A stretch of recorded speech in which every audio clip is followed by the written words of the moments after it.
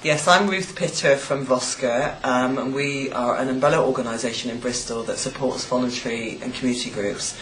And in terms of the cuts, there's a lot of anger amongst the sector because the cuts are going to impact on them largely. Not just only are some of the groups being cut, but if public sector services are cut, what will happen is that actually people will then turn to the voluntary and community sector and want the voluntary community sector to fill in and give support. So for instance, where issues such as teenage pregnancy, services that were provided by the public sector, people will now go to the voluntary sector and there'll be less money there for voluntary sector organisations to give that support to individuals. The other thing that the cuts are doing is forcing groups to think about partnerships and working in collaboration. Now, for some groups, that is a good thing because actually it makes them think about how they use their resources more effectively.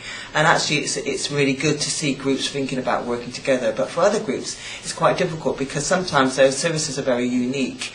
And they don't actually, working in partnership doesn't actually work very well. If an organisation has a unique service, it's sometimes very difficult for them to find partners to work with. Now they can be very creative, and some groups have been very creative about how they work, but others are really worried about the uniqueness of their organisation being sort of watered down or taken away because they've got to really change the nature of their services.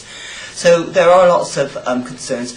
One of the things that Voscur is doing is trying to help groups in terms of how they look at funding. So writing very clear funding strategies. I'm thinking about sustainable funding, so funding that's going to last long term rather than just looking for very quick wins. So we're really trying to support groups in terms of helping them to be a lot smarter about how they use their resources.